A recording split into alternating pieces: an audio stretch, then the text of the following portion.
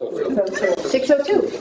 I just want to welcome everyone to our first in-person meeting. It's nice to see everybody.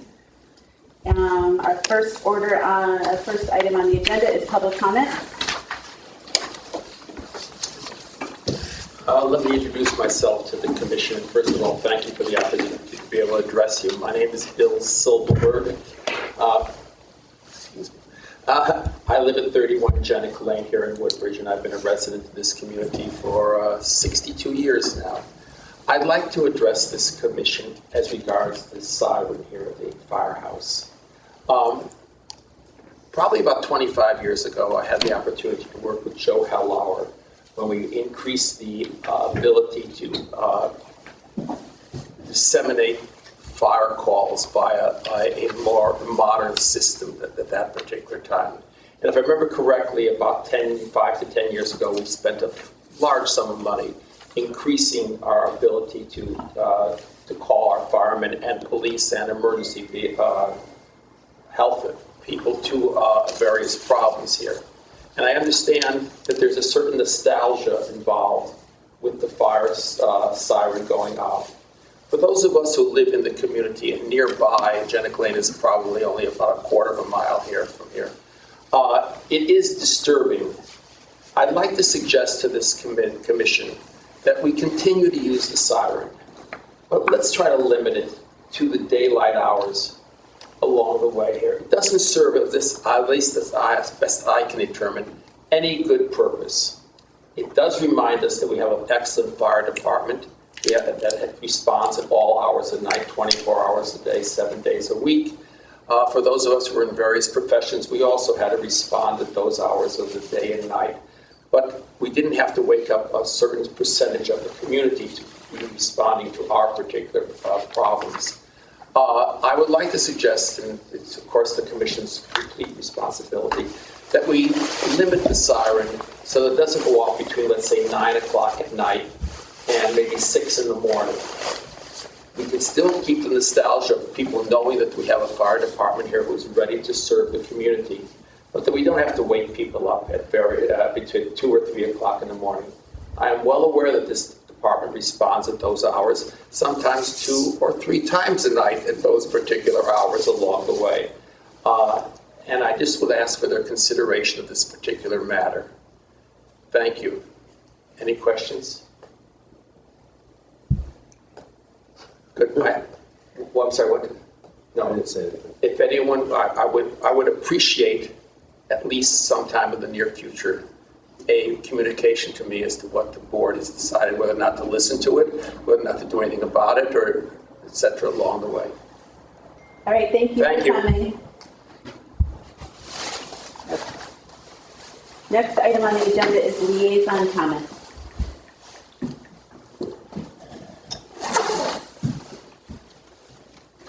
Joe, anything? Nope. Deep appreciation for everybody's service. Keep up the good work. Thank you. You know how to get out of the building? You can go there before the curve. I'm sorry. No, wait over here. Thank you, ma'am. Just need to go to number 1. Yep, there we go. Okay. Thank you. You're welcome. Nate, do you have any comments? I could respond to his comment just briefly, living relatively close here. I would say that I respond more quickly to the siren than I do to the other things because they come in and you got to pick it up, that kind of stuff. But I live right over here, and the siren is the first thing that gets me going. I hear that, then I got to get going. I find the rest of the stuff out on the way, but as soon as that siren goes, I start walking out and going. So I respectfully disagree, and I would like to keep the siren. But that's neither here nor there. Okay.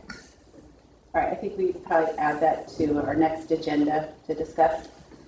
Okay, Chairman's report is deferred to executive session regarding dispatch. COVID-19 update. COVID-19 update is basically we leveled back out again and saw a decrease. That's why we're in person tonight in town. We're getting ones and twos, but nothing major.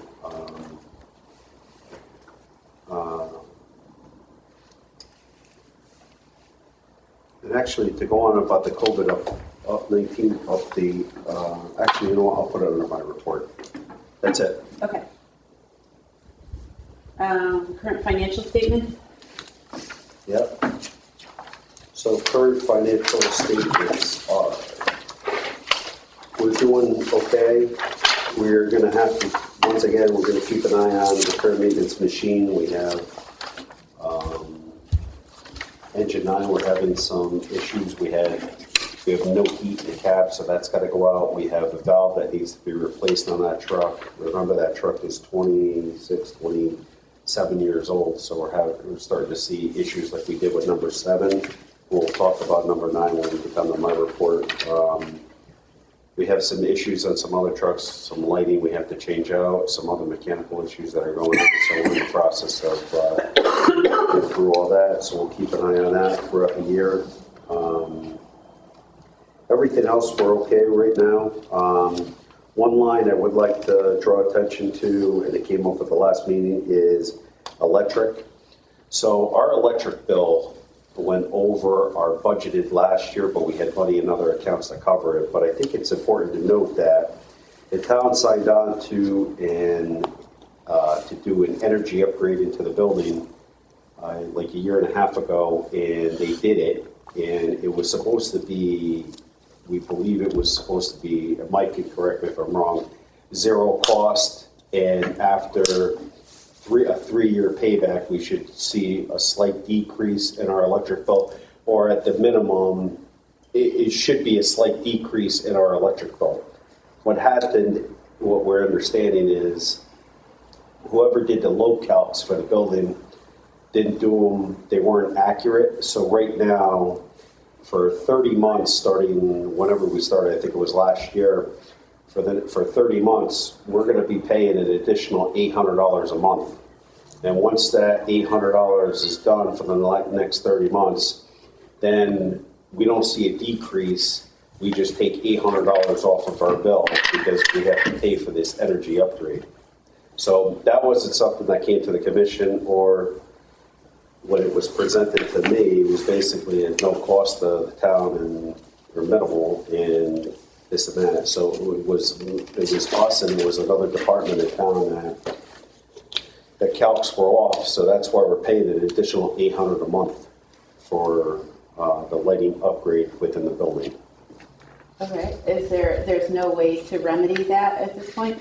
There is nothing to remedy other than, I guess, go back and ask. I mean, Mike would know more than that. I guess ask to have it taken back out and have our old stuff reinstalled, but that's also going to cost money. So who did the load calculations? UI. And they were overestimated or underestimated? Underestimated, I would say, right? Yeah. And do we have a contract with UI to do that? It's not, it was a program that the town signed up and did all the town buildings with. It's to swap out the lights, Karen, from regular lighting to LED lighting. And it was supposed to be a net zero contract where they put everything in. At the end of the day, it's not costing you any more money. Right. So you're at a net zero at the end of the month. We're stuck with $800 a month, and there's other buildings that have called me as well. I wasn't involved in this process or the negotiation, but after a few phone calls, I found out that UI had a miscalculation in their numbers, and it cost us $800 a month. And it's for the equipment, and it'll tail off, like Sean said, after 30 months. And then you won't see the $800 payment anymore. But for the duration, we will see the $800 payment. Yeah. So when we do our operating budget, we're going to have to incorporate 800. I mean, 12 at 800. What is that? 9,600 a year right now. Well, I would just say, I think any further discussion should be an executive session, but I think we should contact the company and UI to see if there's anything that we can do. It's not on us. It's on the town. We had nothing to do. We didn't sign anything. Okay, so I'll reach out to Tony. Okay. Okay. Anything else on the finance statement? That's it at this point. Anybody have any questions?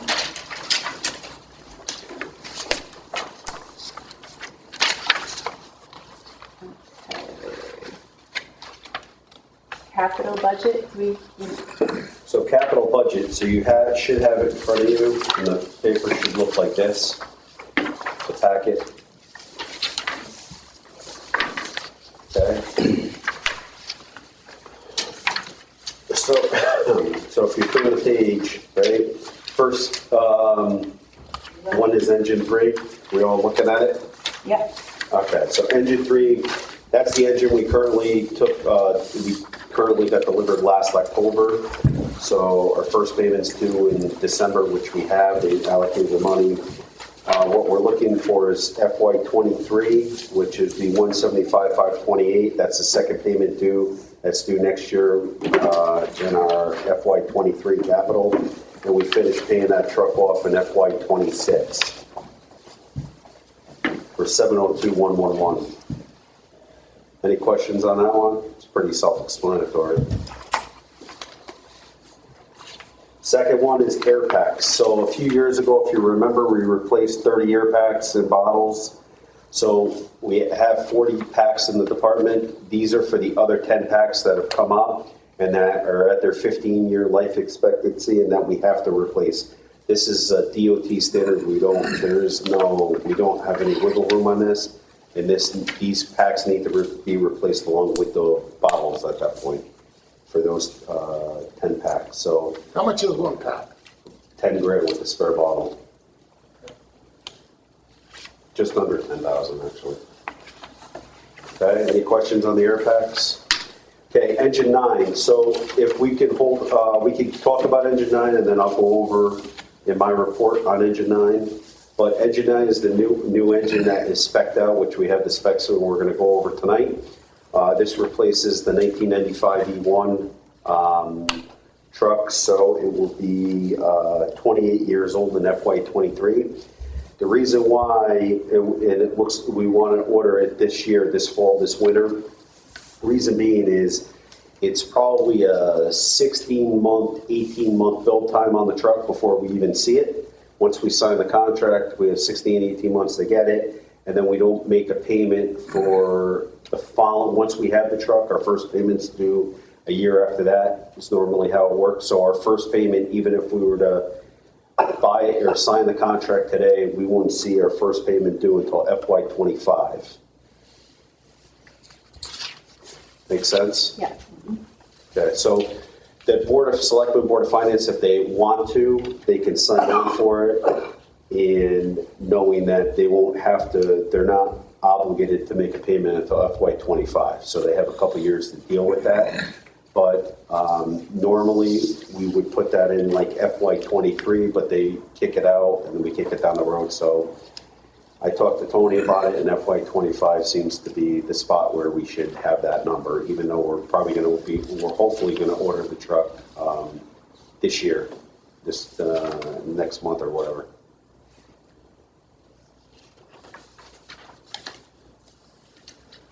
Okay, next one is Car 201. Car 201 is a 2008 Ford Expedition.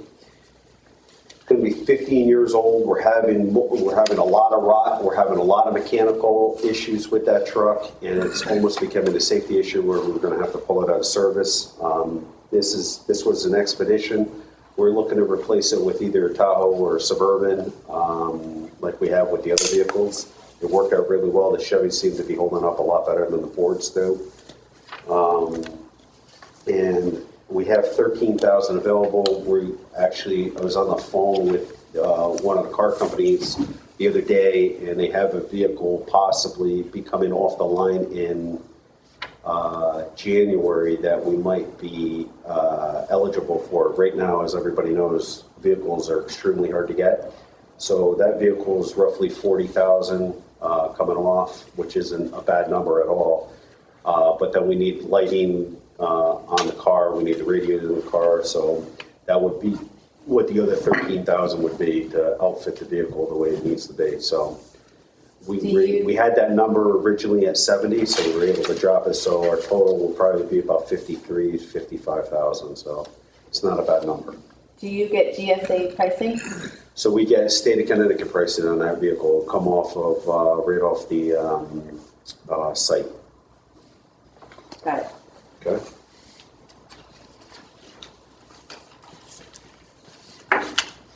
The aerial, self-explanatory, it's a 1992, we need to replace it. The association purchased that vehicle a few years ago. The ladder truck that we're using now, the tower that we're having now, has a Band-Aid to get us through. But right after Engine 9, we really need to be taking a hard look at that aerial tower, and we really need to replace that.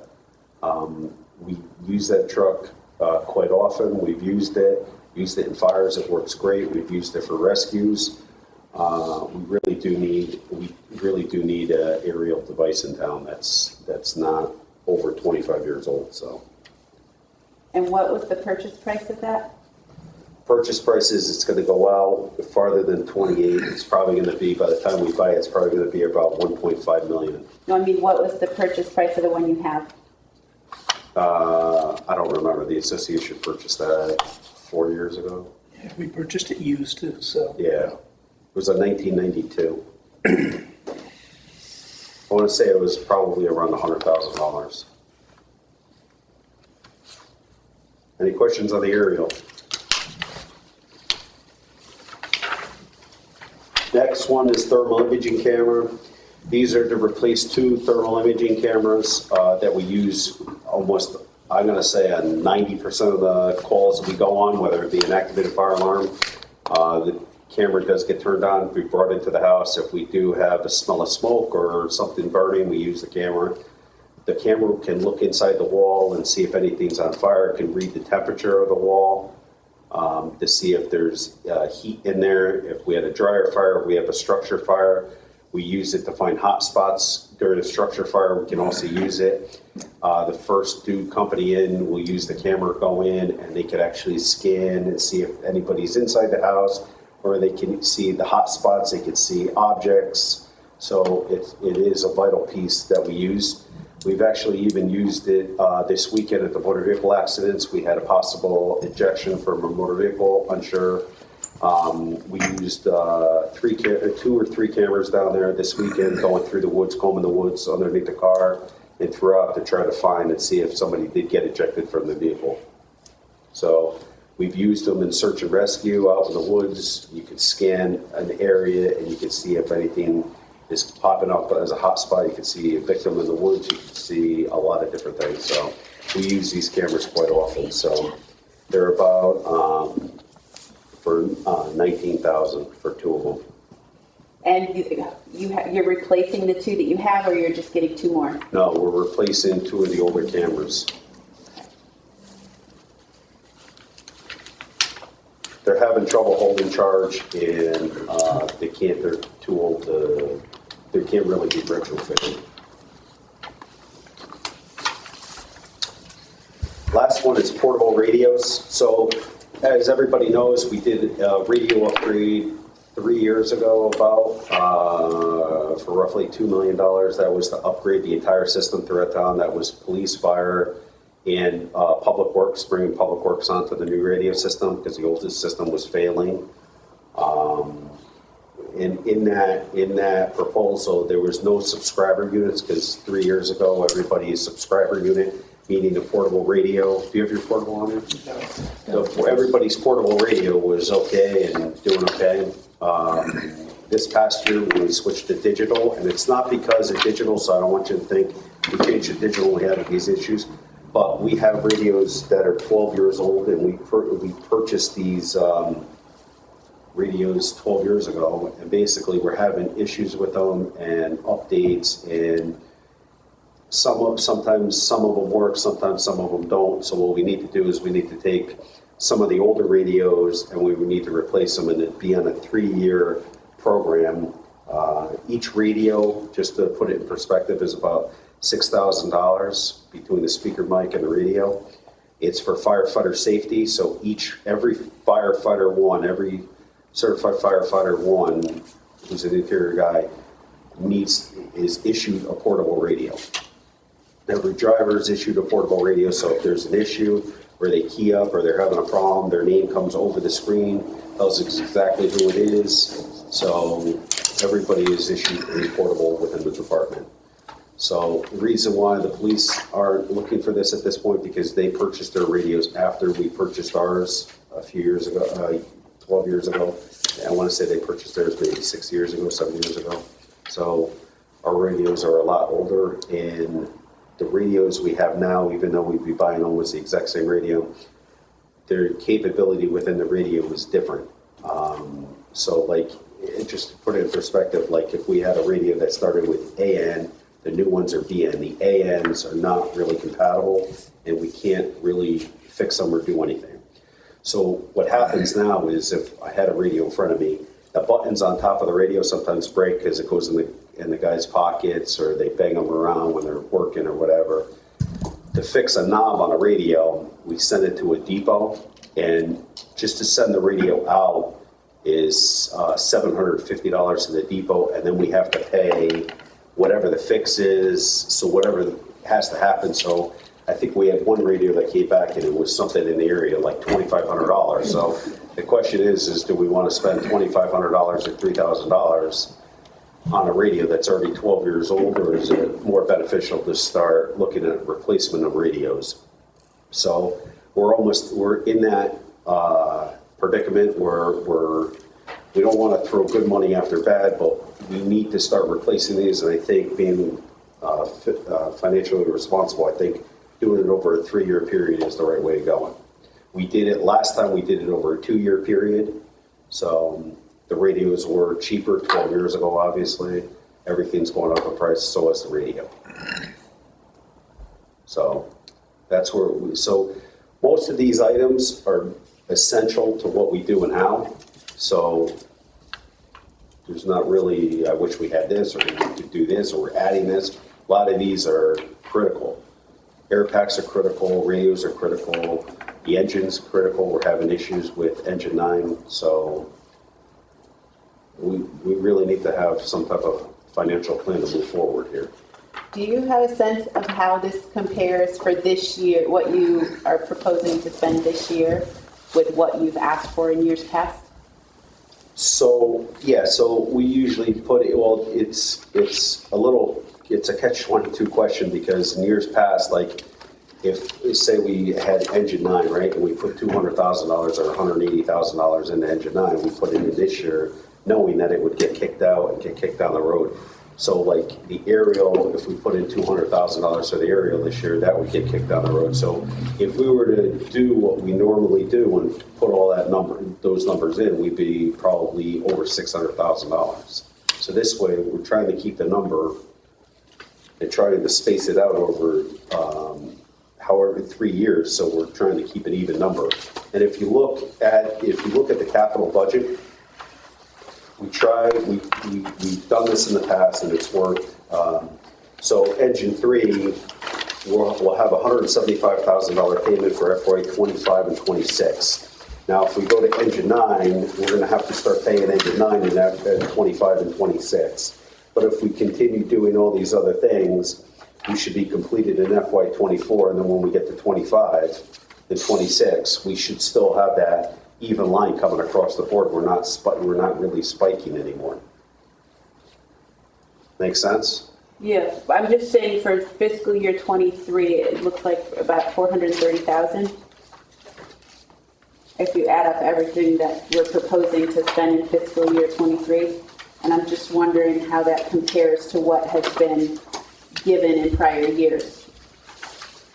So we usually have a truck payment, so we're usually in the $175,000, $180,000 range. Mm-hmm. We usually have this, so we're probably in the area of about, I'd say 250 to 300, usually 250.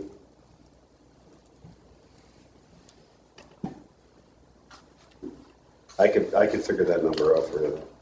And do we know when the Board of Selectmen, when we have to go present, or we don't know? I don't know yet. It's either going to be, I think it's the 2nd or the 8th.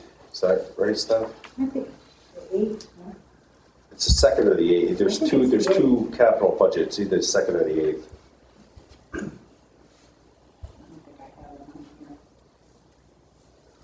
Okay, does anyone have any questions on the capital budget? And are you looking for a resolution from the board? Yes. Okay.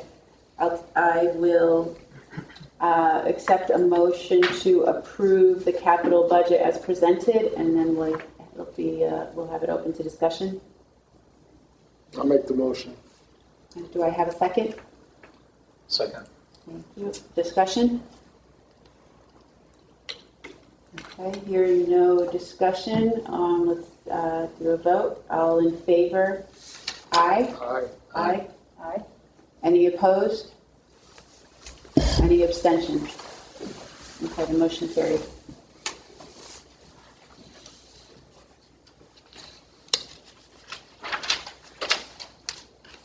All right, the next item is the fire chief's report. Okay, so we have a couple things tonight. One, we'll talk about the truck. So engine 9, did everybody see a copy of the picture of engine 9? Did everybody get that? It was up front. I don't know if I grabbed it, but I saw it. Oh, yeah, I got it. Yep. So this is the truck. So I sent you an executive summary. Everybody got it? Basically, the truck is 27 years old. The truck's unreliable and starting to cost more money with Band-Aid fixes to be on the road. Pump is leaking, pump seal is going. Like I just told you before, that we have to replace a valve, possibly 2 on that truck. We're having mechanical issues where it's leaking oil. The generator, we talked about it in this meeting a few years ago. We've been putting Band-Aid fixes on.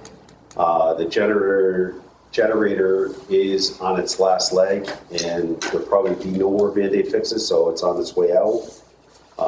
Just to put it in perspective, a new generator on that truck would probably be about $35,000, $40,000. And it's just not reliable. We were in this position, we actually, with engine 7 it's almost mirrored the truck of engine 9. We started having issues at 23 years old. We had some catastrophic issues, especially on fires, where the truck actually failed, and we actually had to swap out a truck at a fire, put a new one in. It actually happened twice, and we're trying to hold trucks as long as we can. Realistically, we should be replacing them every 20 years where we are. We're holding them 25, 26, 28 years. The truck needs to be replaced. I mean, we're at, it's 27 years old now. Even if we were to take it, say it takes us 2 years, truck's almost at 30 years at that point. So the truck's done what it needs to do. It needs to be replaced. Brief overview of the new 9 would be it to be a rescue pumper. Hold 1,000 gallons of water, have a Class A, B foam system on it. It's got a Hale 2250 pump, so the pump on the engine would be flowing 2,250 gallons of water a minute compared to 1,500 gallons where we are now. Truck responds to all MVAs, and it's a backup to number 7. So if 7 goes out for service, this truck steps in will back up number 7. But this truck would go to all MVAs, and we would use it as a house fire. We'd use this truck probably at a hydrant to fill the tankers to shuttle water. So that's why it's only 1,000 gallon tank, because they're using it for shuttle. No, we're not using this truck for shuttle. We have the 2 tankers downstairs we use for shuttle water. But we would actually, so everybody thinks of, since you have a fire hydrant, right, the water goes into the truck. So we take it to another level where we have to, we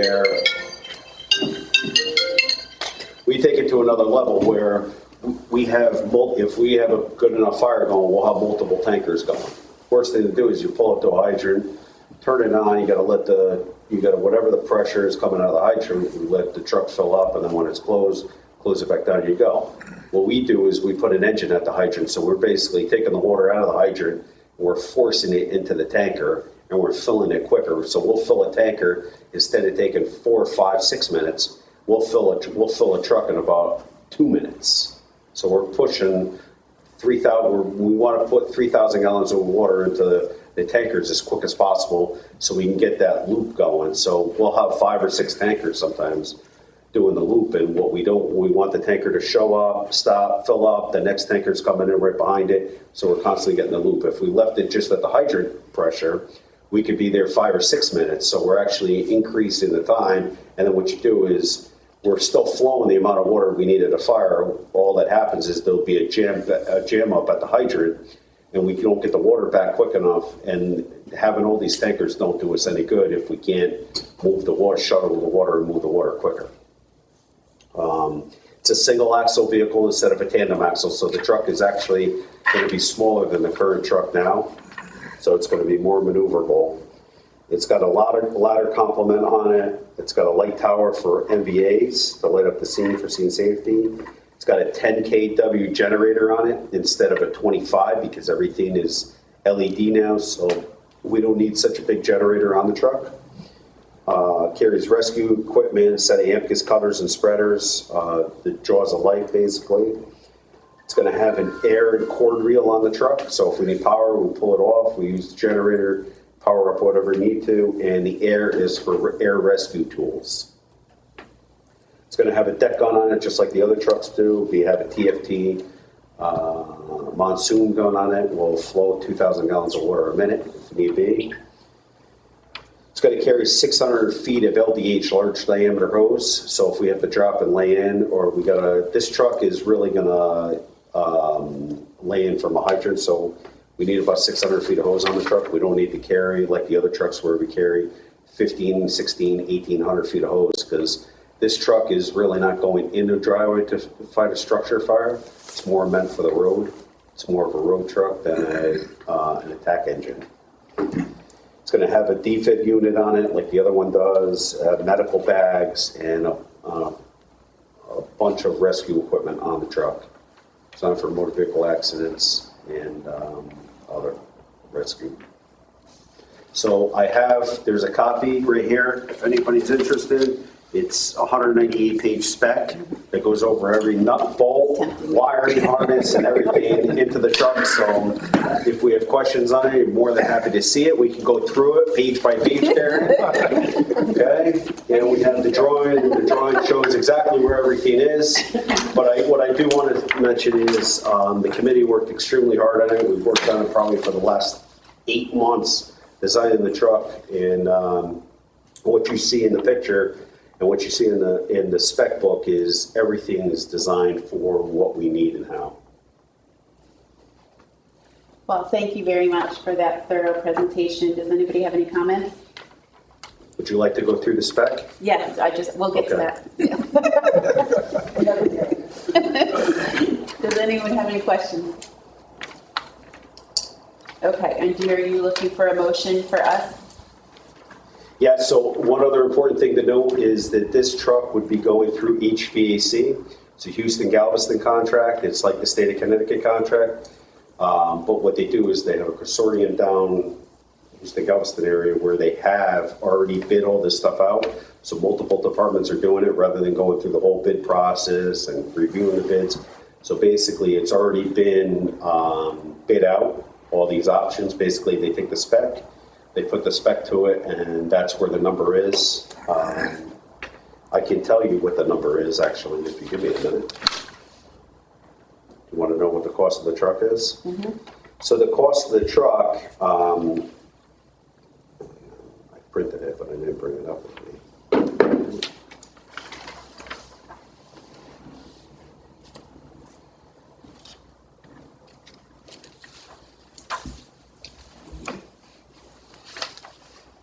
They also gave us $45,000 as a trade-in for engine 9.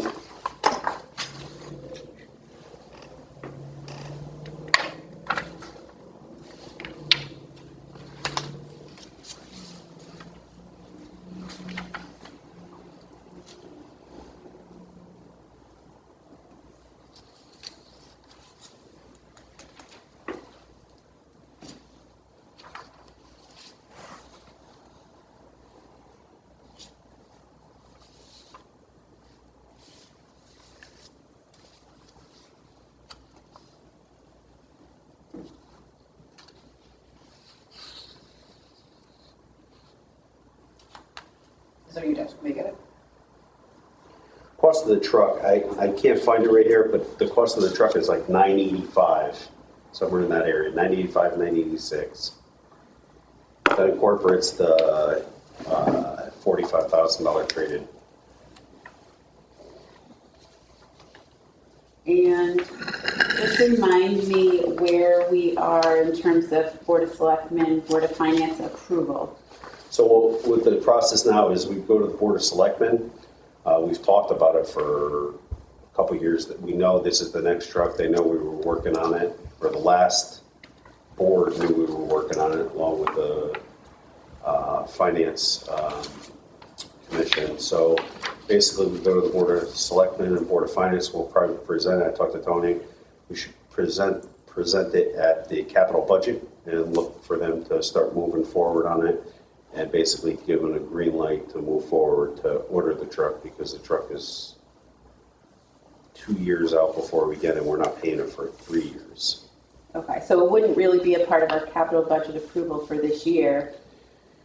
It'd be kind of a separate. It wouldn't be, but what would happen is the Board of Selectmen approves it, and the Board of Finance will figure out the way to fund it, and they approve it, and we're basically good. And the first selectman would sign the contract, and then we would have to go down then there would be a pre-conference to go over the whole spec line by line to make sure everything is how it is. Engineering's involved in it, making sure everything works out, and then once that happens, then there's a big lull, and then they order the parts. There's a lull, and then the truck will probably take about 45 days to build, 30 to 45 days to build. It goes pretty quick, but you get in line, and once the parts start coming in, then once everything is in, then they'll put it together.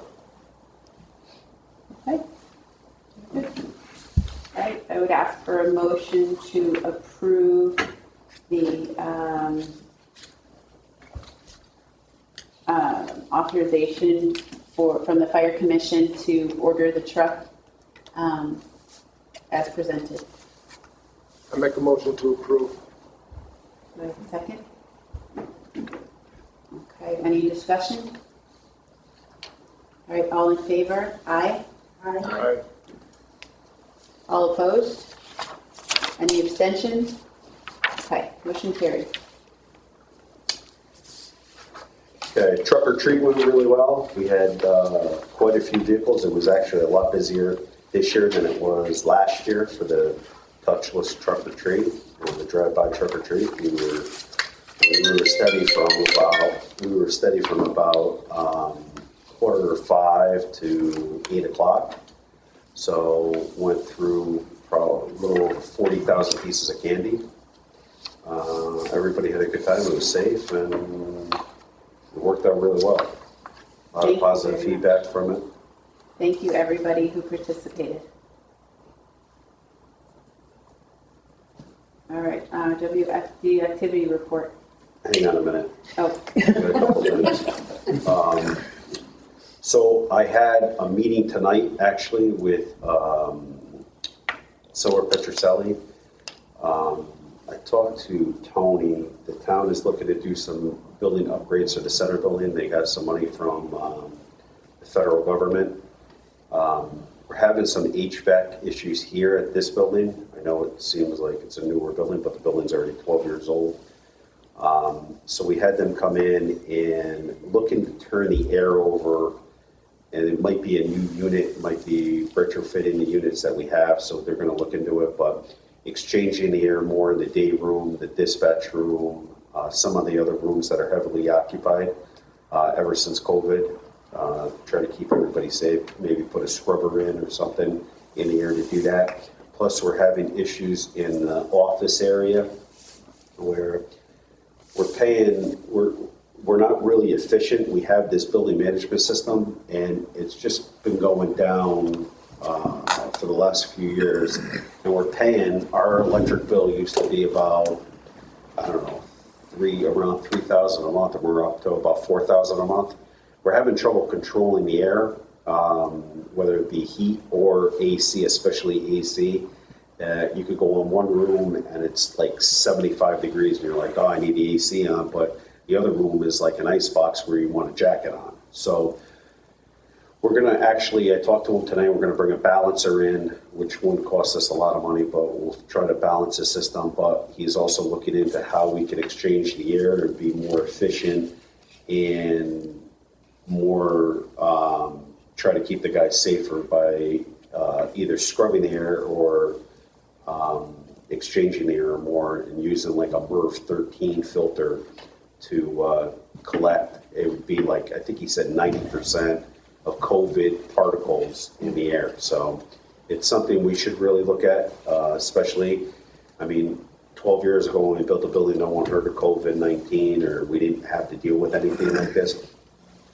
And the reason why we're kind of big on it right now is because emergency services is the one going to these COVID positive homes. We're dealing with the public, we're dealing with them on motor vehicle accidents, we're dealing with this. And the more we can keep the guys safe here, the better we would be, so we don't lose anybody for COVID and be out for a couple weeks, or we're just trying to keep everybody safer. So the more we can exchange it here, the better we are. Make sense? Mm-hmm. Okay, any questions? Okay, last thing I have is, nope, go ahead.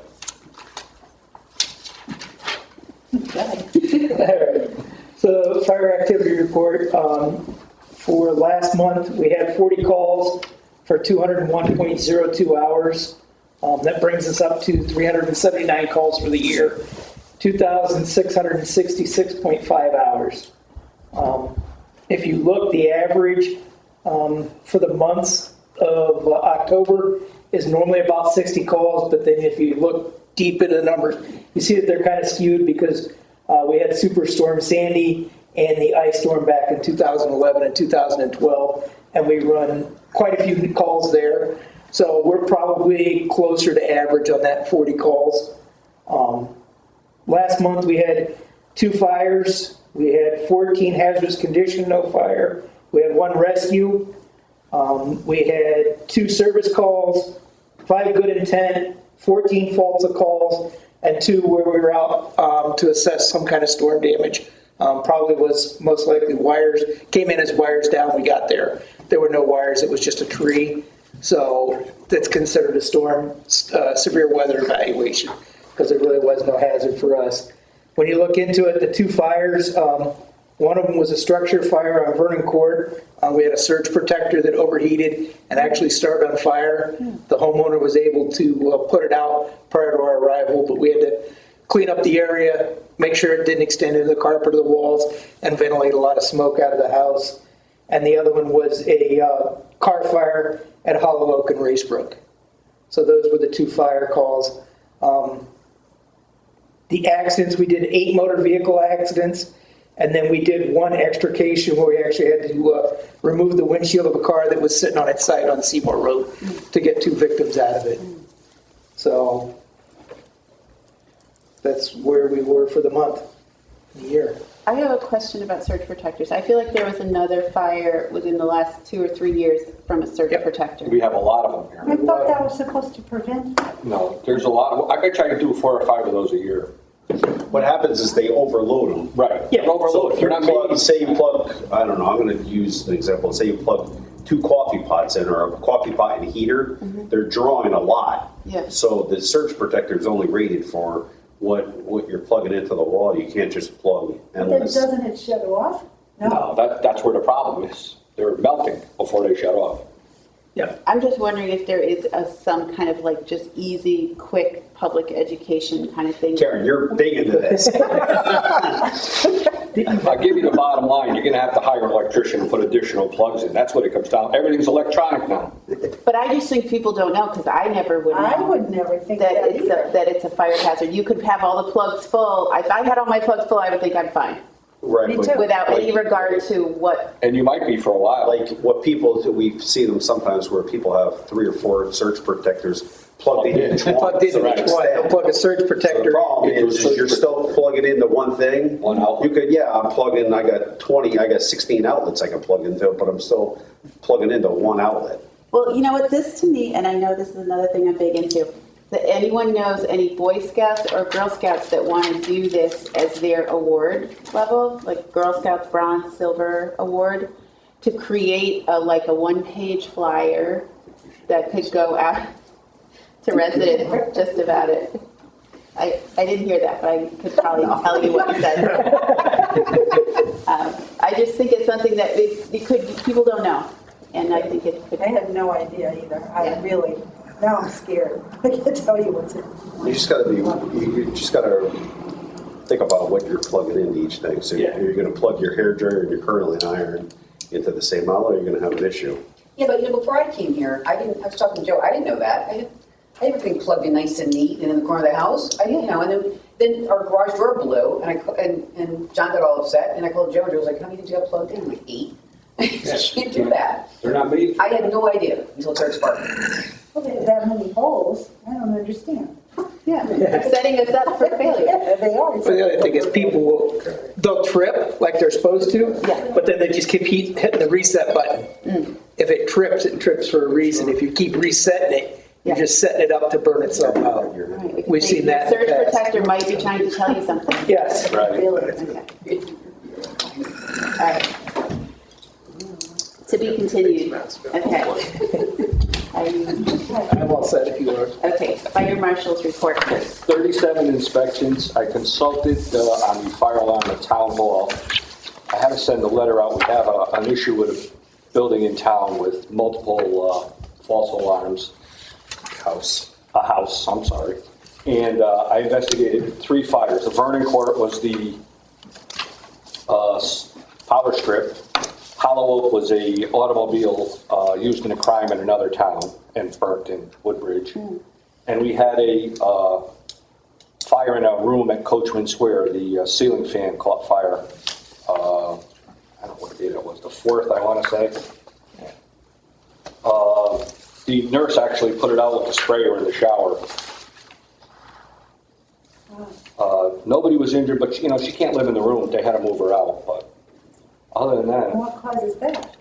the fan, that was electrical. Don't tell me you got a ceiling fan problem. No. I'm done, I'm gonna have to live We'll see outside. that fire the next report. Oh, It's like anything else, it's man-made. yeah. Oh, my goodness. Oh.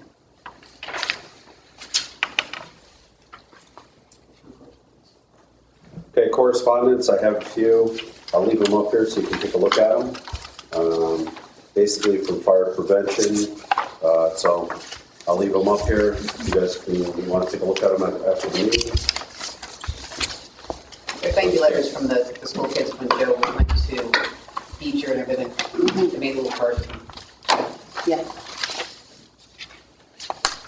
Very nice. Okay. Okay, approve October meeting minutes.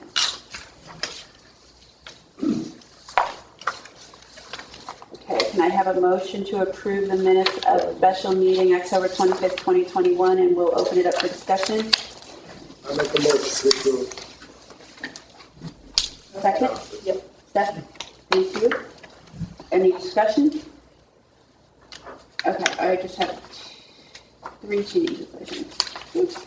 Okay, so in COVID-19 update, 1, 2, 3, 4, 5th line down. It says Chairman Baldwin Kravitz asked if, I think that's supposed to be an if. Oh, if this was. And then on the second page in the Engine 9 discussion about midway down, Chair Karen Baldwin Kravitz, Chair Karen Baldwin Kravitz asked was the next BOS meeting. I think when was the next BOS meeting? And then the last one, the second line from the bottom of that paragraph, that necessary should be held, if a special BOFC meeting would be held as to not hold up the vote. That's all I have. Thank you. Anybody else have anything else? Okay, all in favor? I'll just ask that you just amend your motion to say as corrected. Yes, corrected. And second, Steph? Second. And all in favor? Aye? Aye. Aye. All opposed? Any abstentions? Okay, motion carries. All right, our next meeting is December 20th. Does that sound good to everybody? Keep that sand on the fire truck. Oh, No, set it on the fire, Set it on fire. 13, 14. Just the week before? Yeah. Okay. Is the 20th a Monday? It is, right? Okay. Put it on the wrong week. Put it on the wrong week. All right. Other than that, I think all we have is executive session. So I would accept a motion to go into executive session, invite Chief Rowland and our association liaison, Nate Case. Make a motion to go into executive session. Second. Okay, all in favor? Aye. Aye. Any opposed? Any abstentions? Motion carries.